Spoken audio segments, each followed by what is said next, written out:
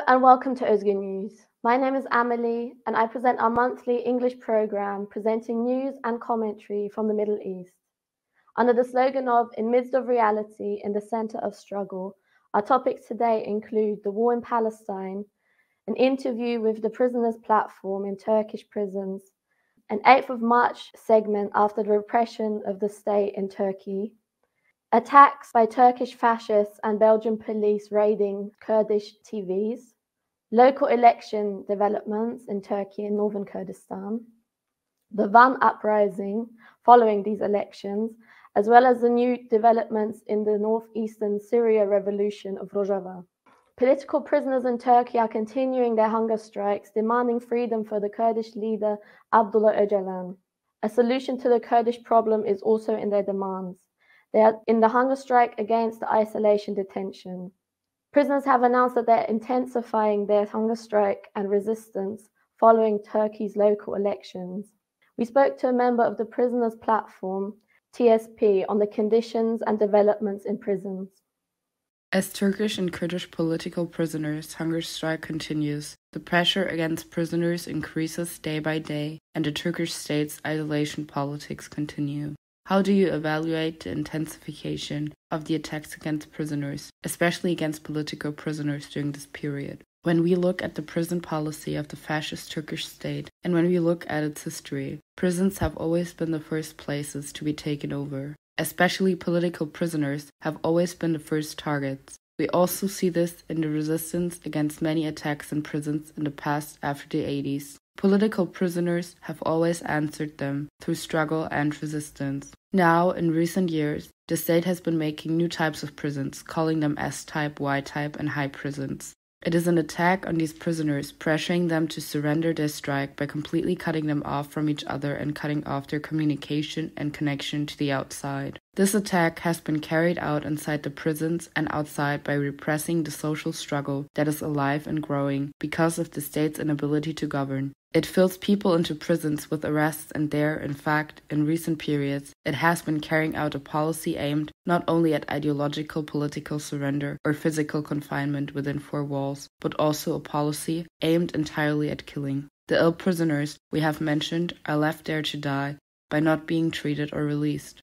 Again, the isolation attack is a part of this. With the isolation attack, the 3-year-long absolute isolation of the Kurdish leader, which was developed in Imrale Island, is gradually being extended to other prisons.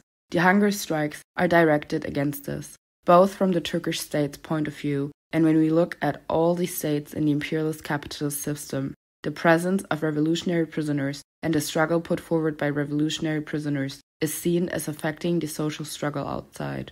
Therefore, there is a special attack against revolutionary and political prisoners in all states. In some states, such as Turkey, it has been taken to a much darker, much higher level. In this, of course, there is a close connection with the struggle waged by both the communist revolutionary movement in Turkey and Kurdistan and the Kurdish national liberation movement in Turkey and the imprisonment of thousands of people. Despite this, they cannot surrender, because there is a close connection. There are constant detentions. There's a series of operations that they carry out in the off-season with new excuses. These are attacks through which people are taken into custody and in which revolutionary socialists are particularly emphasized. With these, there is a big wave of attacks on people who send money to prisoners, who go to visit prisoners, who correspond with prisoners on the grounds that they are financing the organization, financing terrorism. They want to frighten and intimidate the society and to prevent solidarity with the prisoners. Anti-fascists in Turkish cities have become victim to waves of repressions and house raids, detainments by the state. A representative of the Socialist Women's Council spoke to us. Socialist Party of the Oppressed organized a press conference in Istanbul on the latest political attack on some of their leading members. We would like to point out that this operation, which was carried out before 8th March, is specially aimed towards the women's liberation movement. Leyla Can, member of the Socialist Women's Council's Executive Committee. She drew attention to the fact that the council's members were targeted in the political attack and said that the male-dominated state, unable to suppress the will of women, intensified its attacks due to this. Dem Party Member of Parliament Çiçek Otlu reacted to the political lynching attempt against her. Çiçek Otlu is the elected will of both women and our people. Leyla Can went on in saying, "We women will not give up the struggle. We will not back down." ESP Chairman Şahin Tümüklü stated that the government aims to weaken the revolutionary struggle with political attacks. We call on our families, comrades and friends to stand in solidarity with political prisoners, revolutionary prisoners, anarchist prisoners, Kurdish prisoners most strongly in this sense. We call for unity around the prisons. Socialists were detained under torture, and among them was SKM General Spokesperson Tanya Kara. Socialist Miliha Kayacı, and an arrest warrant was issued for the two women afterwards. First of all, what does the fascist dictatorship aim at with this attack against women, against socialist women, both before the local elections and before 8th March? As we have all witnessed in recent years, one of the situations we have observed the most is one of the relevant calendar days for revolutionaries, especially 25th November and 8th March. When women take to the streets, unite their words with their actions, flow into the streets from everywhere and raise their demands for their lives and freedom. These protests really add energy to the organization of women, and the government knows this and follows them closely. It wants to carry out attacks on these calendar days. It wants to create a rupture within the revolutionary women's movement and to give a warning to general society.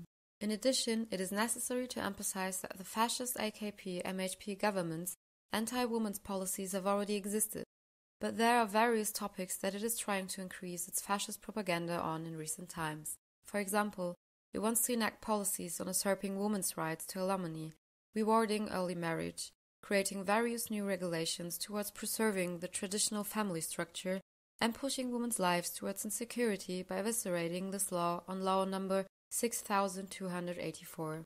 In line with these policies, since women are the segments of society who use the streets the most, they have to create a rupture here and suppress the voices of resistance on the street in order to realize these policies.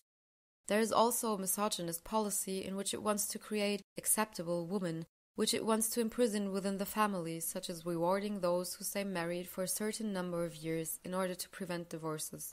We can watch these government moves very closely. It specifically aims towards women who use their voice and take to the streets. We can clearly observe this from socialist women today. I would also like to emphasize that we all know that we have recently declared this to the public. In January, the Socialist Women's Councils held a congress, and very energetic and strong decisions and organizations came out of our congress. It has decided to use the streets to organize all women, young women, working women, to take to the streets with women to fight for our rights, to unite, and some concrete steps have started to be taken, which we can also observe to prevent us from doing so. Today, in fact, the issue that was shown as the reason for the detentions 2 days ago is one of the issues that is very important, especially for socialist women's councils. Solidarity with women's prisoners is indeed an area of struggle for us. To be in contact with women, to be in contact with our comrades, to meet the basic needs inside prisons, to send material solidarity, to send letters, cards, especially on 8th March, 25th November, to raise solidarity with politically imprisoned women, to make a public call for this. I think that this kind of work seriously disturbed the government and that we were taken into the scope of an attack from here. Along with our general spokesperson of SKM, our spokesperson of the United Labour Movement was also taken into custody and faced arrest.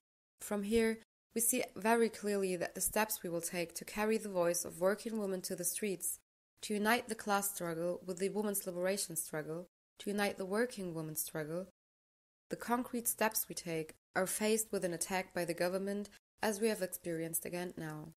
I would also like to make a call from here. I really think that today solidarity with revolutionary prisoners is in part of our honorable struggle outside. On the contrary, our letters with revolutionary prisoners are being criminalized by being presented as organizational documents. Our answer to this is, we have to unite and increase solidarity by taking much more serious steps to write more letters, to show more solidarity, to take much more serious steps in this regard to the public. In news especially important to us, the studios of Media Haber and Sterk TV in Belgium were raided and computers and equipment were confiscated by Belgian police. These attacks coincided with attacks against journalists in Istanbul and Ankara at the same time. The free press will not be silenced. The studios of Media Haber and Sterk TV were raided by Belgian police on 23rd April. Computers and equipment were seized by Belgian state police. They also cut the broadcasting wires to stop the colleagues from airing their programs. Both Media Haber and Sterk TV give a voice to the Kurdish people, including revolutionaries, academics, and artists. This raid by complicit police forces underlines the cooperation of the Belgian and Turkish states. Simultaneously, Özgür journalists were also raided and detained in Istanbul and Ankara. 9 of whom have been detained. 3 of them have now been demanded by a court of law to serve prison from time to their journalistic work. It was only a month earlier that following Kurdish New Year Newroz celebrations in Belgium, a Kurdish family was traveling home to the town of Hoyesten-Zolder, Belgium, when they faced violent attacks by Turkish fascists. The fascist organization, called the Grey Wolves, gathered dozens of members outside of the house and threatened to burn the house and kill a number of Kurds in the area. Neither Belgium nor Germany, another close ally of the fascist Turkish state, criminalized Turkish fascist organizations.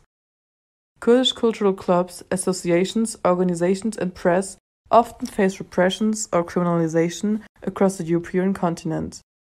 Turkey's President Erdogan has since traveled to Baghdad to negotiate and make new plans with the Iraqi government in their joint war on the Kurdish peoples. In the statement given immediately after the raids, journalist and DEM party member Yazid Hussein Akyol said, "The operation exceeding even nations' borders directed its attacks against us in this raid. Now new NATO-centered resolutions have been made in Baghdad. A much larger operation awaits us. The free press will not be silenced." The next segment includes developments following Turkey and Northern Kurdistan's local elections on the 31st of March. Local elections took place in Turkey as well as the Northern Kurdistan region on 31st March.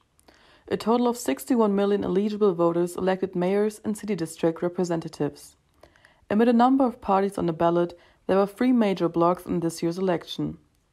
Erdogan's Justice and Development Party, AKP, is currently governing in a coalition with the Fascist Nationalist Movement Party, MHP, the Republican People's Party, CHP, and Party for the People's Emancipation and Democracy, DEM. The DEM party emerged from the remaining forces of the heavily criminalized Democratic People's Party, HDP. It campaigned in both the metropolitan cities of Turkey and the Kurdish regions towards the east. The democratic forces followed the tactic of rejecting the fascist AKP-MHP bloc as well as the bourgeois opposition CHP, and hence chose to pursue a third path with the DEM party. It aims to represent democracy, progress, gender equality, and thereby oppose the current structure supported by the other 2 blocs. Considering the DEM party experiencing great success in many municipalities and Kurdish regions, reactions by the Turkish government were quick to follow. Many polling stations were attacked by fascists, police, and even military forces.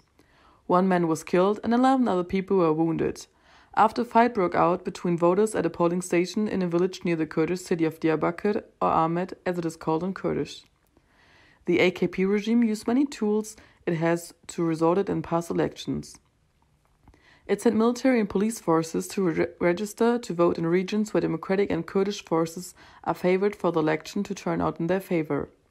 Claims of alleged miscounts of ballots at polling stations or stolen or lost ballots are also a common headline of following the election.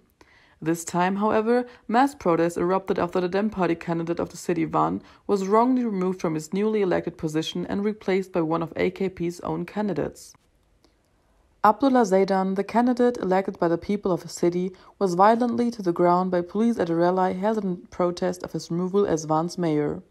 Kurdish people in several regions took to the streets in protest against the democratic right to vote being taken away from them by the fascist state. They fought police forces and built barricades in their cities and towns. It has been years since the people of Northern Kurdistan took to the streets in such an uprising. Defending their peoples as well as their towns against fascist occupation, the resisting people in Van and across Northern Kurdistan may have raised the questions of how May Day will be approached in the region. The Confederation of Progressive Trade Unions of Turkey, short for DISC, intends to dam and consolidate the mass movement under the control of the bourgeois opposition's party, CHP. The workers' union is leaning on the developing political power and hegemony of the bourgeois left that emerged with the local elections. DISC's tactical attraction to celebrate May Day in Taksim, Istanbul, is a CHP policy. Discs pointing to Taksim for Istanbul's May Day after the elections is actually to be read in reverse. The CHP disc hegemony established in the Maltepe areas is intended to be maintained in these new situations and conditions. It wants to organize the permitted, negotiated and controlled May Day protests through disc. The CHP is trying to move forward by taking the important opportunities it has achieved with its victory in the local elections. The CHP May Day's Taksim protest also aims to maintain the ideo-political hegemony it has established over a significant part of the working left during elections periods. The dynamics of people's class struggle on March 8th, the Nevros protests and Van resistance revealed and prepared the desire and determination to make a statement and celebrate May Day in Taksim Square, Istanbul. Today, the anger and discontent that has accumulated rights against the political Islamist fascist regime wants to flow with the May Day struggle. The reformist divisions within the working left ideopolitical independence from CHP hegemony in the May Day struggle is an issue that would follow its development on this year's May Day celebrations across Turkey and Northern Kurdistan. Following the unlawful removal of Abdullah Zeydan, a Democratic Dem Party representative who was elected as mayor for the city of Van in Northern Kurdistan, the population took to the streets. During the local elections held in Turkey and Kurdistan on March 31st, the Dem Party for People's Emancipation and Democracy, short for Dem Party, won many municipalities in northern Kurdistan by the will of the Kurdish people. After the important achievements of the Dem Party, AKP fascism tried to attack the will of the Kurdish people with a trustee coup. In the city of Van in Kurdistan, which the Dem Party won by a large margin, was attempted to be taken away from party representative through unlawful attempts. After the Turkish Ministry of Justice objected the candidacy of Abdullah Zeydan, the co-mayoral candidate of the Van municipality, the candidacy was invalidated.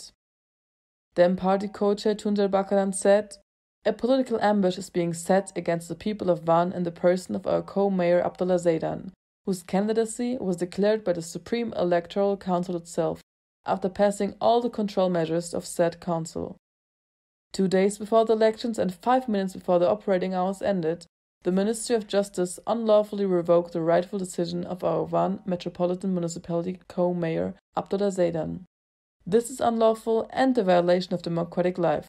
If the will of the people of Van is not protected today, the will of another city will be ignored tomorrow. For democracy, law and justice, everyone must defend the will of Van's people and stand by their will against political conspiracy and ambush. Heavy clashes took place in Van and many other cities. People took to the streets and resisted in many cities of Kurdistan to claim back their rightful will against the trustee coup and of the fascist Turkish dictatorship. People in different parts of Kurdistan resisted the fascist coup for 2 days. Despite the intense siege by the police, the people of Van did not leave the streets. Many people were detained and subjected to police violence during the resistance. The mass consciousness in Baku Kurdistan took flesh and bones with a tremendous and victorious resistance in Van. This political urban resistance, which is the motor and flair of the new period of struggle, shows the direction revolutionary development is going. With regard to the West, the solidarity with the Van settled on, and the attitude of blocking the reckless trustee coup of the fascist palace regime again embody the direction and dynamics of the mass struggle, opening to revolutionary development. The people of Van won a victory against the fascist dictatorship coup. This resistance of the people resulted in success, and the Van municipality was returned to the Dem Party co-chairs. The resistance was deemed as victorious. The streets were heavily hit during the clashes, and people came together to clean up the destructions caused of the celebrations. Thousands gathered to celebrate the victory of Van. After the resistance was won, people started celebrating. With the war in Palestine still ongoing, we have summarized developments in the past 2 months. On the 13th of April, Iran carried out a drone attack following the Iranian embassy attack by Israel in Damascus. The drones and missiles were launched from Iran, Iraq, and Yemen, targeting an Israeli military base near the Syrian border, where the attack on the Iranian embassy was launched from. This marks the first time in the war that an aerial attack on Israel was launched directly from Iran's mainland.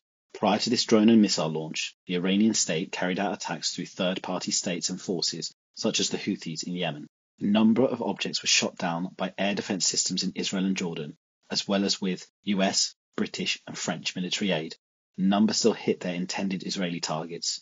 According to reports, a child in Jordan lost its life in the attack. The following week, Iran reported 3 drones targeting the area around the Iranian city Isfahan. Iran reported that they successfully shot them down. Domestic and international air travel was halted as it was during the drone attack on Israel prior. Shortly after the airspace was declared clear, it resumed once again. Isfahan houses Iran's nuclear facility. According to Iranian regime representatives, this facility purely exists for domestic security purposes. Which force sent the drones to the Iranian city is not yet confirmed. Whilst US media outlets were quick to report 3 aerial weapons were sent by Israeli forces, neither the Iranian nor Israeli military have confirmed this. A G7 foreign ministers meeting was called together rapidly after the news of the drone sighting. It is clear that it is not in the interest of the US nor the rest of the NATO states for this war in the Middle East to escalate at this time. The US have clearly advised Netanyahu's government against a further attack on Iran, saying they would not gain US support if they did. Simultaneously, it is a fact that the Israeli state has only been able to carry out its many violent attacks on both Gaza and the West Bank and in the Red Sea and beyond because of this support of imperialist forces in Europe and the USA.